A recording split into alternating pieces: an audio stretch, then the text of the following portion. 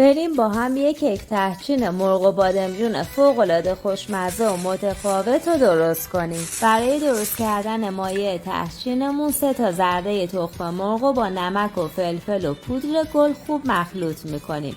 حالا روغن مایع رو به همراه کمی کره آب شده مخلوط آب و عصاره مرغ، ماست و زعفرون اضافه میکنیم. خوب مخلوطشون میکنیم و کنار میذاریم. آب که جوش اومد برنج رو اضافه میکنیم و میذاریم چند دقیقه بجوشه. فقط برای تحچین برنج رو دونتر برمیداریم. آبش که رفت میذاریم کاملا خنک بشه. بعد به مایع تحچینمون اضافه میکنیم و خوب مخلوط میکنیم تا همه مایع تحچین به خورد برنجمون بره.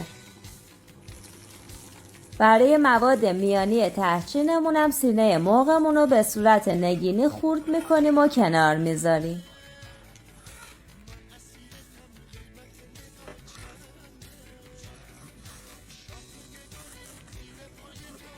بادمجونامونم به این صورت پوست میکنیم. به شکل حلقه های 2 سانتی برش میدیم و تو روغن سرخشون میکنیم. 2 طرف بادمجونامون که سرخ شد از تابه در میاریم و تو همون روغن پیازامون رو تفت میدیم. پیازمون که طلایی شد زردچوبه و سیر خورد شده رو اضافه میکنیم. یکم که تفت دادیم مرغمون رو به همراه نمک و فلفل اضافه میکنیم. برای عطر و طعم و رنگ بهترم باید بهش زعفرون بزنیم که میخوایم از زعفرون فوق‌العاده مرغوب کوهستان استفاده کنیم. یه مقدار از زعفرونشون رو بدون اضافه کردن نمک یا قند میسابیم. ببینید چقدر خوب نرم و پودری میشه که این یکی از مشخصه های یه زعفرون اصل و مرغوبه. حالا زعفرون رو با چند تا تیکه یخ و چند قاشق آب داغ داخل ظرفمون میریزیم و هم میزنیم. ببینید این زعفرون چه رنگی داره. عطرش هم که فوق‌العاده است. به مرغمون اضافه میکنیم و با حرارت بالا تفت میدیم. حالا یه مقدار از زرشک رو میخوایم بشوریم که برای یه لایه از تحچینمون ازش استفاده کنیم. بعد از اینکه شستیم چند دقیقه تو آب خیس میکنیم و از صافی رد میکنیم. حالا زرشکمون رو همراه شکر و مقداری دارچین تو روغن تفت میدیم و بهش پیاز داغ و خلال پسته رو اضافه میکنیم. بعد از اینکه یکم تفت دادیم آماده است و از رو حرارت برمیداریم. این تحچین رو ما میخوایم توی فر درست کنیم. داخل قالبمون مقداری روغن میریزیم.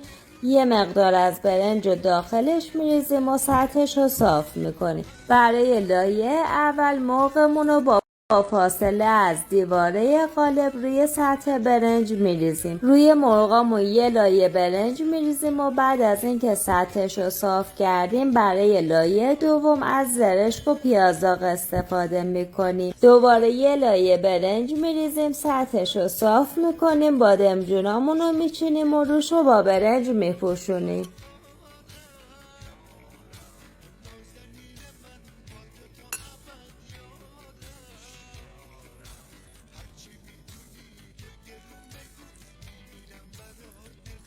بعد از اینکه سطح روی برنجمون رو صاف و فشرده کردیم روی قالبمون رو فویل میکشیم و چند تا سوراخ روش میزنیم.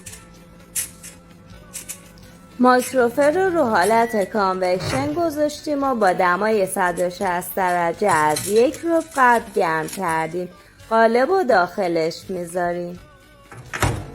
بعد از 1 ساعت که گذشت قالب رو در میاریم و فویل رو از روی ظرفمون برمیداریم. حالا برای نیم ساعت دیگه قالب رو داخل دستگاه میذاریم تا روی برنجمون یکم طلایی بشه.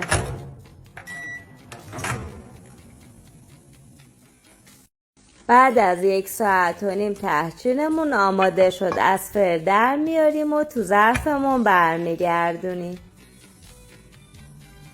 حالا دور تا دور رو روی تحچینمون هم با مخلوط زرشک و پیاز داغ و خلال پسته و بادوم تزیین میکنیم. اینم از تحچینمون که با زرشک و زعفرون فوق‌العاده با کیفیت و مرغوب